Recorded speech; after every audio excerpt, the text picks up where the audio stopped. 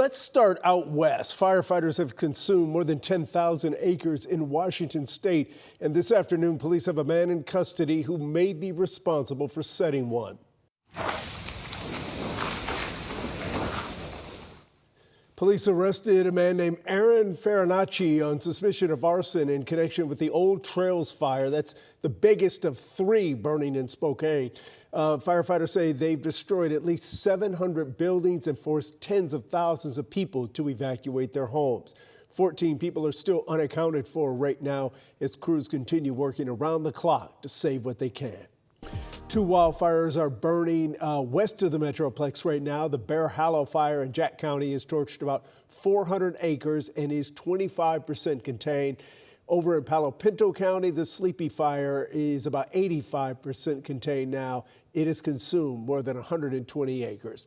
Governor Abbott has activated additional resources to help knock out the flames, and some neighboring fire departments are trying to help where they can. The Texas A&M Forestry Service says August is typically the peak month for wildfires due to these hot, dry conditions. Speaking of that, let's get an update on those from meteorologist Maria Ruiz.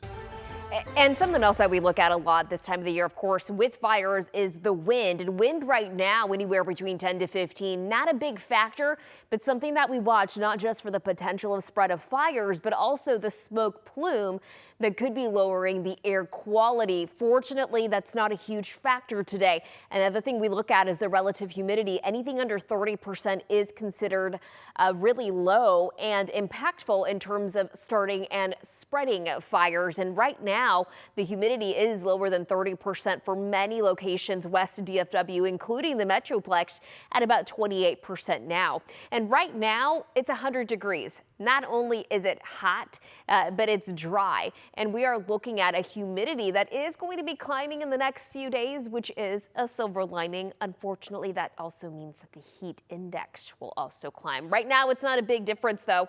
100 for the actual temperature. 101 is what it feels like. DFW, by the way, making it to the triple digits for the 12th time this year. We're at 100 degrees in Denton and in Decatur, 99 in Fort Worth and in Dallas, about 98 in McKinney. And this evening, we'll still be holding on to about 99 by around 7.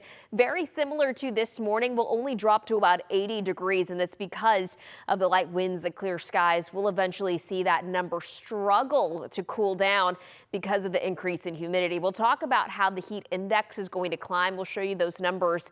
Also talk about a small rain potential by the end of the week. All coming up in just a bit, Chris. All right, thanks, Mario. Well, the data center boom doesn't seem to be slowing down, but now the state is stepping in to hit pause. Governor Abbott just ordered state regulators to temporarily stop any new projects trying to connect to the power grid until each one passes an audit.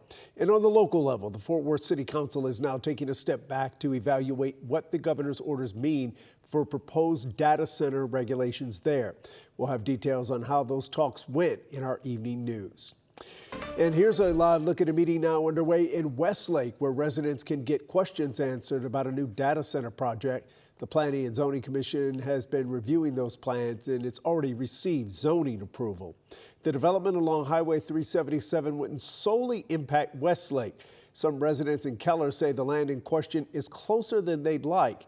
And Richard Solomon spoke with all sides ahead of tonight's meeting. One of the things that originally attracted me to just the area is actually the scenery, right? On a map, it's just a city line. It would have been naive to think that that's going to be green forever. But for Josh Rabe, it's the line between where he lives and what soon could be his neighbor. The property line is probably 400 to 500 feet from my back door. Rabe lives in the Marshall Ridge neighborhood in Keller. It's just across the city line from a site in Westlake, where leaders are considering a proposed data center along U.S. Highway 377. Rabe says he and his neighbors are worried about the noise, how much water the facility could use, and other health impacts. You're infringing on a community, on people's actual lives. My kids go to school up the street. The proposal has sparked debate between Keller and Westlake leaders. The mayor of Keller wrote on Facebook, city leaders were surprised by the project's public announcement. Westlake officials, however, say they discussed the plans with Keller more than a year ago. Westlake leaders say the project would boost revenue by 14% while keeping water use low and noise to a minimum. The local debate comes as Governor Greg Abbott has paused new data center projects until they can be audited. Railroad Commissioner Wayne Christian reacted to the order, saying Texas risks going too far. These are billions of dollars that can bring economic development if we do it right. For this resident, he isn't opposed of data centers. But to build this center right on top of houses is insane to me. But a few hundred yards away from his home is too close for comfort. In Tarrant County, I'm Richard Solomon. We're less than 30 minutes away from a campaign rally in Allen. Attorney General Ken Paxton will unveil his Protecting the Texas Promise agenda and economic plans centered on tax relief. Democrat James Tallarico will hold a policy rally in Arlington tomorrow, also focusing on affordability. Voters have made it clear it's one of their main concerns heading into the election. And coming up tonight at 6, senior political reporter Jason Whiteley will share some new poll numbers to give us a fresh look at where the Senate race stands.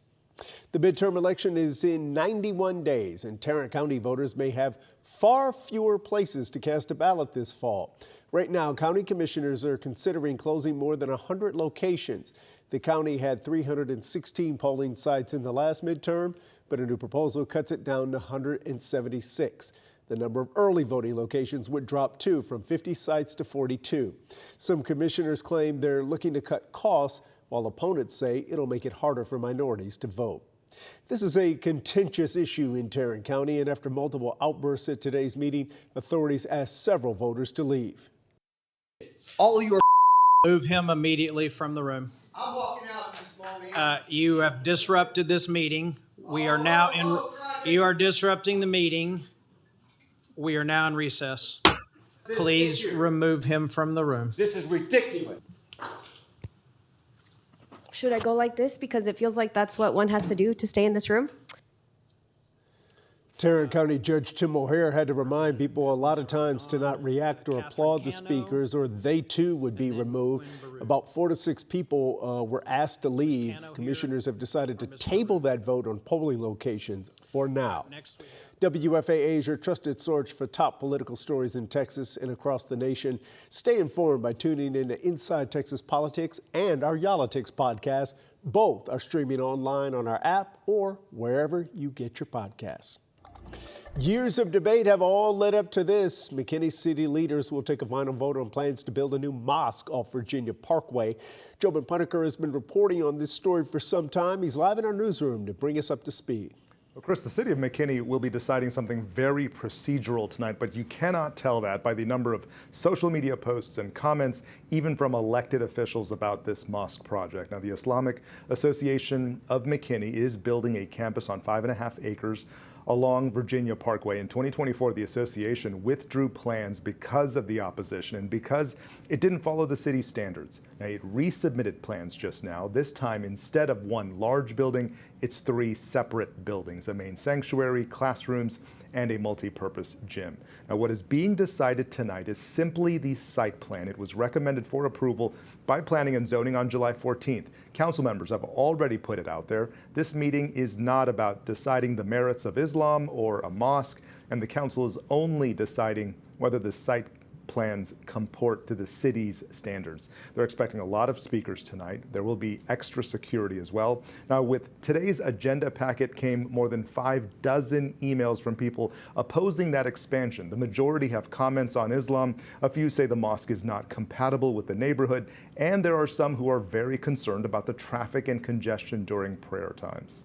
Now, we received this statement from the city of McKinney. It reads, the item before the McKinney City Council is the consideration of a site plan. Tonight's decision is a question of whether the proposed site plan meets the city's regulations applicable to this location. Now, that meeting will start at 6 o'clock tonight.